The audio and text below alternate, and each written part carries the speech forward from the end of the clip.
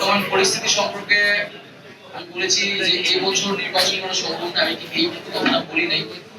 আমি বলেছিলাম যে এখন দেশের যে আইন শৃঙ্খলার পরিস্থিতি, সেই পরিস্থিতিটা পুলিশ যেরকম নাজুক অবস্থায় আছে, এই নাজুক অবস্থায় নির্বাচন করাটা অনেক বেশি কঠিন হবে। আমাদেরকে অবশ্যই নির্বাচনের আগে এই যে পুলিশিং ব্যবস্থা আছে, আইন শৃঙ্খলার যে পরিস্থিতি আছে, সেটাকে অবশ্যই উন্নত করতে হবে।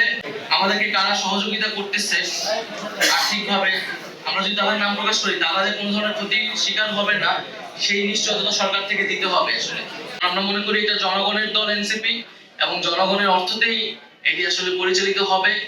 আমাদেরকে কারা সহযোগিতা করতেছে আর্থিকভাবে, আমরা যদি তাদের নাম প্রকাশ করি, তারা যে কোনো ধরনের ক্ষতির শিকার হবে না, সেই নিশ্চয়তা সরকার থেকে দিতে হবে। আসলে সেই কালচার তো আসলে বাংলাদেশে এখনো তৈরি করা যায়নি, কিন্তু আমরা চাই সেই কালচারটা হোক এবং সকল রাজনৈতিক দলই সেই সংস্কৃতি গ্রহণ করুক।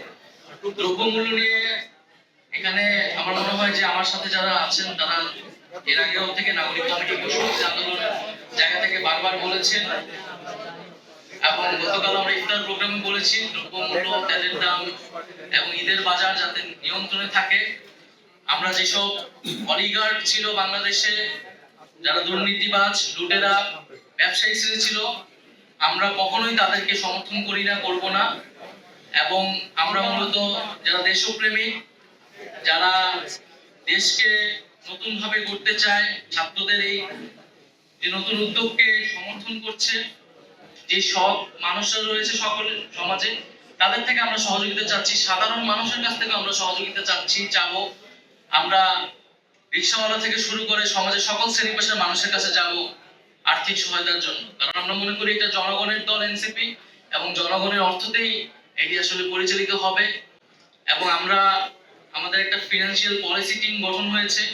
তারা আমাদের যে ডায়াসপোরা টিম আছে, আরো দেশেরও বিভিন্ন অর্থনীতিবিদ, তাদের সাথে আমরা কথা বলছি একটা পলিটিক্যাল ফিনান্সিয়াল পলিসি ডেভেলপ করার জন্য, এবং সেই অনুযায়ী একটা রাজনৈতিক দল, নতুন একটা দল যাতে পরিচালিত হতে পারে, সেটা হয়তো আপনাদের সামনে আমরা পরবর্তীতে উপস্থাপন করব।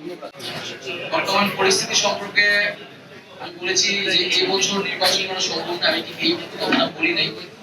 আমি বলেছিলাম যে এখন দেশের যে আইন শৃঙ্খলার পরিস্থিতি, সেই পরিস্থিতিটা পুলিশ যেরকম নাজুক অবস্থায় আছে, এই নাজুক অবস্থায় নির্বাচন করাটা অনেক বেশি কঠিন হবে। এবং এই পুলিশ প্রশাসনের কিন্তু একটা সুষ্ঠু নির্বাচন করার অভিজ্ঞতা দীর্ঘদিনের নেই, তাদের সফলতা পরীক্ষা হয় না দীর্ঘদিন ধরে। সেই জায়গা থেকে আমি বলেছি যে আমাদেরকে অবশ্যই নির্বাচনের আগে এই যে পুলিশিং ব্যবস্থা আছে, আইন শৃঙ্খলার যে পরিস্থিতি আছে, সেটাকে অবশ্যই উন্নত করতে হবে। এবং সেটার জন্য সরকারের পাশাপাশি রাজনৈতিক দলগুলো যারা রয়েছে, বিভিন্ন সামাজিক শক্তি যারা রয়েছে, তাদেরকেও এগিয়ে আসতে হবে এবং সহযোগিতা করতে হবে। এবং নির্বাচন যে কোনো সময়ের জন্য, মানে নির্বাচনের জন্য নাগরিক পার্টি তার মানসিকতা এবং প্রস্তুতি রয়েছে। এবং আমরা নির্বাচন সামনে বলেছি যে আমরা আমাদের জায়গা থেকে গণপরিষদ নির্বাচন দেখতে চাই জাতীয় সংসদের পাশাপাশি।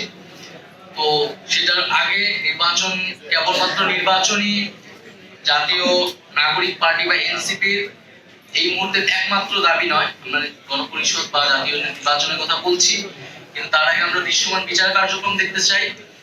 এবং যে ঐক্যমত সংস্কারের জুলাই সনদ, যেটাতে সবার স্বাক্ষর হওয়ার কথা, জনগণ দেখতে পাবে কোন রাজনৈতিক দল জনগণের রাষ্ট্রের সংস্কারের পক্ষে আছে, বিপক্ষে আছে, সেই জুলাই সনদটা আমরা নির্বাচনের আগে কার্যকর হিসেবে দেখতে চাই।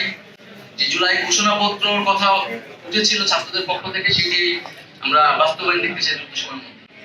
আরেকটি বিষয় আপনারা খেয়াল করে থাকবেন, সাম্প্রতিক সময় ধরে বৈষম্য বিরোধী ছাত্র আন্দোলন, নাগরিক কমিটি এবং বর্তমানে যে নাগরিক পার্টি হওয়ার পর থেকে যে আমাদের যারা নারী সদস্যবৃন্দ রয়েছে, খুবই স্পেসিফিক ভাবে তাদেরকে চিহ্নিত করে সাইবার জগতে নানা ধরনের অপপ্রচার চলছে, বুলিং চলছে, এবং এক ধরনের হেনস্থার মধ্য দিয়ে তাদেরকে যাচ্ছে। এবং আমরা দেখতে পাচ্ছি যে বিগত ফ্যাসিবাদী সরকার, তাদের কর্মী, তাদের যারা তাদের সাথে যারা যুক্ত রয়েছে নানাভাবে, সেই সকল মানুষরা এই কার্যক্রমে অনেক বেশি যুক্ত হচ্ছে।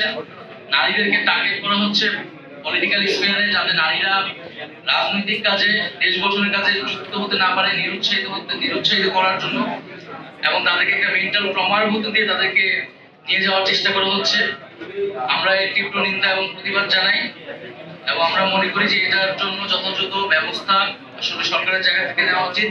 সামাজিকভাবে আমাদের এই সকল নারী যে কোনো রাজনৈতিক দলে যারা ফ্যাসিবাদের বিপক্ষে ছিল তাদের পক্ষে আমাদের জোরালো কণ্ঠস্বর রেইজ করা উচিত এবং তাদের পক্ষে অবস্থান নেওয়া উচিত।